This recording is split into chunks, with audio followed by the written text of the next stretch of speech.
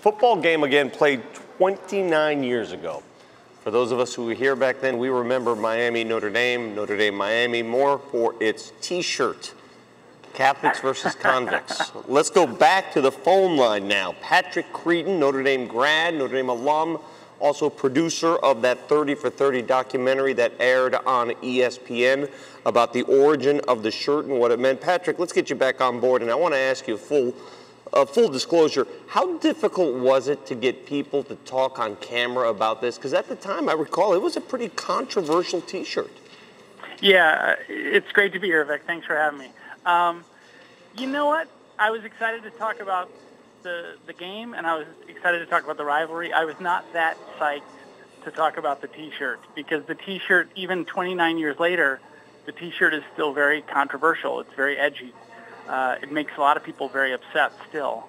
And so that was the part that was really tricky, and obviously it was made much more tricky by the fact that my roommate and my best friend, Pat Walsh, was one of the guys involved in that T-shirt.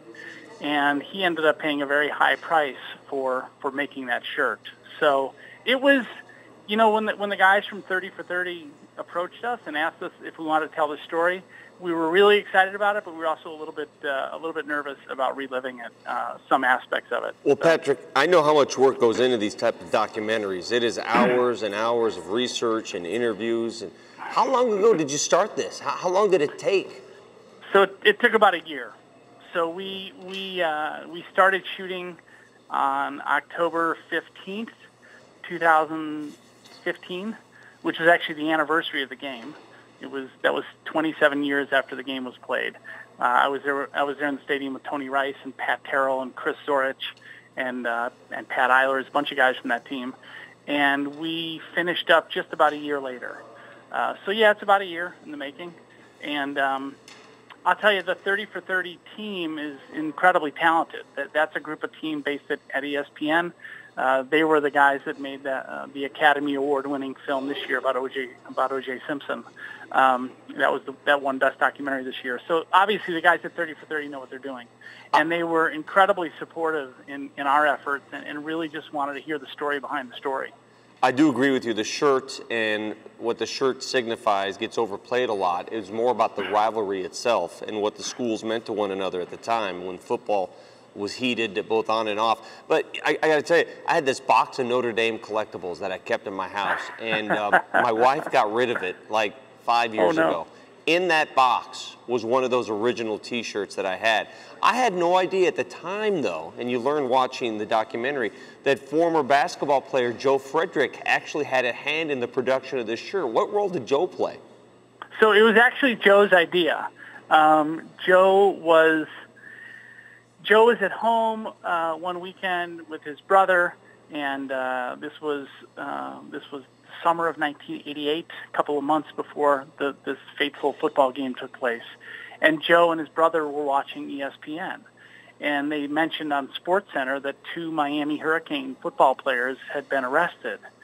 And Joe's brother looked at him and said, "Man, that would make a great T-shirt, Catholics versus Convicts." And you know what? It's sitting on a couch next to your brother at home. That's kind of funny. Yeah.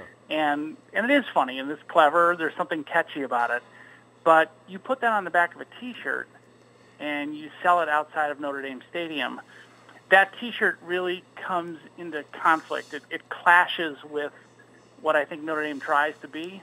I think Notre Dame, you know, learning this from my father, who was class of 1960, and my grandfather, class of 1928, I mean, I'm a third-generation Domer.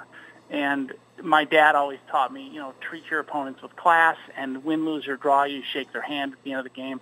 Well, that wasn't what was slapped on the back of that shirt. What was what we saw that day was the team of the ages, Notre Dame, desperately wanting to beat the team of the 80s, which was the Miami Hurricanes.